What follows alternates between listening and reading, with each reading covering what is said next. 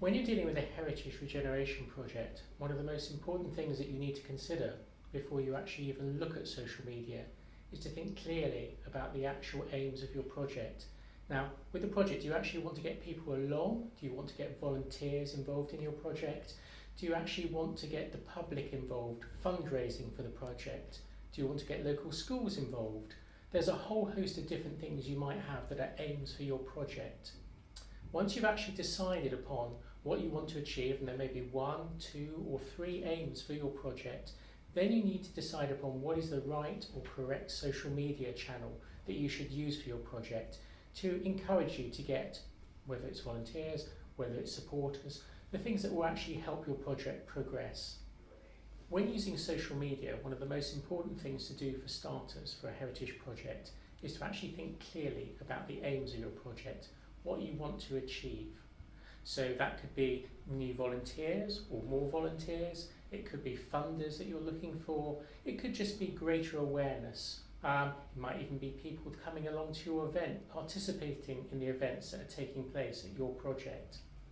Once you've decided upon the aims, the next important thing is to actually then decide on the channels that are right for your aims. So there's a variety of social media channels out there, from Twitter to Instagram to Facebook. Not all of those are going to be appropriate. Some of them might be for your project, and therefore you've got to choose really smartly which one fits. The great thing about social media is it's about interaction. What it's about is engagement with key stakeholders. It's about participation, and that's why it's very useful to a project. It's getting people on board, and it's also getting that sort of third-party endorsement. So it's coming from someone else. It's not coming from the people that run or manage your project. It's actually coming from external sources, people actually talking about your project, sharing information about your project, giving images from your project. Social media is fantastic for heritage projects because you have so much material within a heritage project that can be shared on social media. The sites themselves are usually photographic. You can actually demonstrate, where the work needs to be done.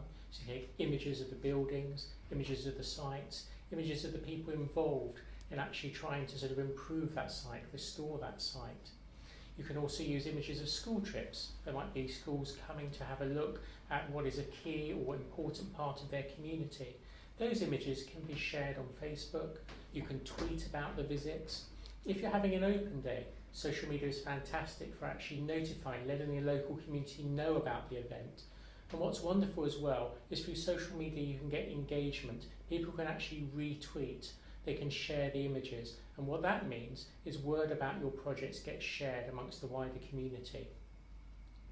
There's a whole host of ways that you can use social media smartly, but you also need to be clever about which ones you pick. As I said earlier on, some channels may be more appropriate than others. If you take Twitter, for instance, Twitter only has so many characters, so maybe it's not such a good one to use if you're wanting to sort of highlight, say, images and talk about a particular event that's taking place. Something like Facebook might be better for that, where you can put up a load of images which can actually show the day. You've got to think that images are probably a better way of conveying what's going on at a project than actually words alone. You can actually pick up from the actual images the work that needs to be done on the project. You can see how volunteers are getting involved in the project. You can see sort of community members working together. It's so very important to choose the right kind of social media for your project, the right one that actually delivers the aims that you want, whether that's awareness, whether that's fundraising, whether that's support, or whether it's just literally just creating a wider knowledge of your project amongst the community. One of the most important things about social media is to keep coming up with fresh content. Fresh content keeps people interested in your project. Now, at first that may be difficult. You may think, well, there's no actual works going on my project at the moment, so what can I actually provide? Well, just the most simple things like the changing of the seasons. We're fortunate that a lot of these projects, these buildings that we're trying to save and reuse, they're actually quite photogenic. So just the setting of how it looks from season to season, it could be certain visits that are happening on the site, certain things that are going on the site. The most basic of things can be fresh content that just refreshes and allows people to keep up to date with what's going on, and more importantly, allows them to share that content through other social media channels. That's very, very important. The other thing that's important as well is to create content yourself. I mean, this can be done easily. You could have blogs from some of the volunteers who are actually cleaning the site, repairing things, doing urgent repairs, helping out.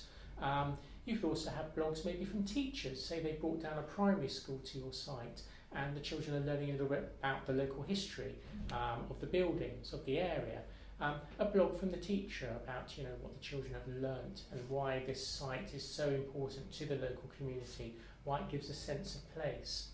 Perhaps you'd even consider videoing them, making a short film, maybe asking the children about what they got out of the visit, asking the teachers about why it's useful to the curriculum and helping them with their studies.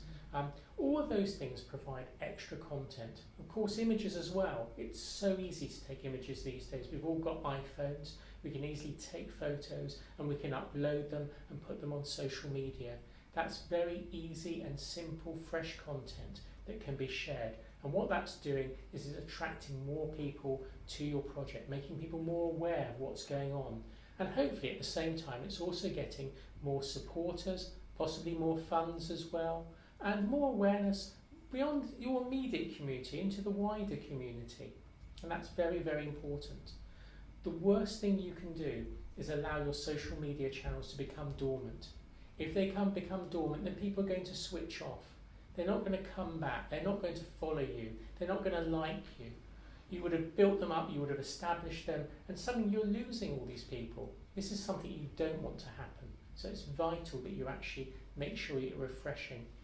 Another thing you might consider is actually introducing something like a hashtag. If you have a particular campaign around your project, maybe use a hashtag whereby you can engage more people and build up a sort of campaign and a following to get something done. It could be that you're trying to raise a certain amount of money. So using a hashtag could be quite useful for that, particularly for local businesses, local young fundraisers. Really a sense of passion and excitement you can generate by using a hashtag.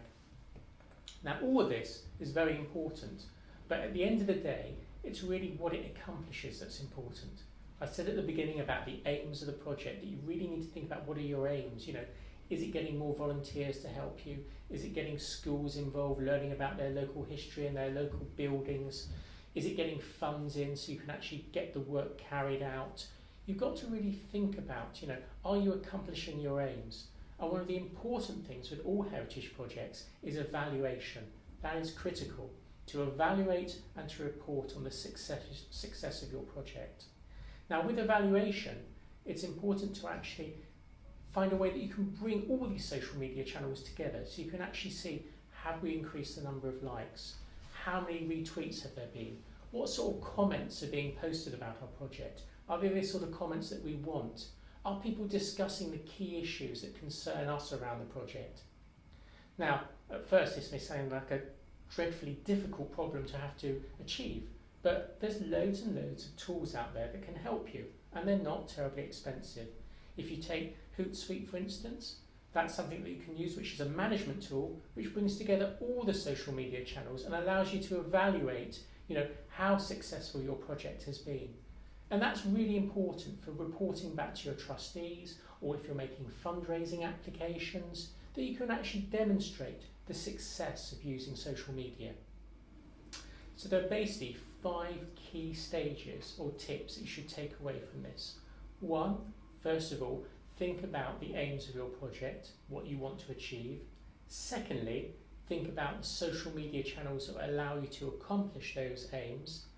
Thirdly, think about the content. Make sure that you're using fresh content, new content all the time to interest your users. Fourthly, think about the heritage sector itself and how you can work more collaboratively with them. The sharing of information, them retweeting, you tweeting their information. And finally, do remember evaluation and reporting. Evaluation is critical to heritage projects and their success.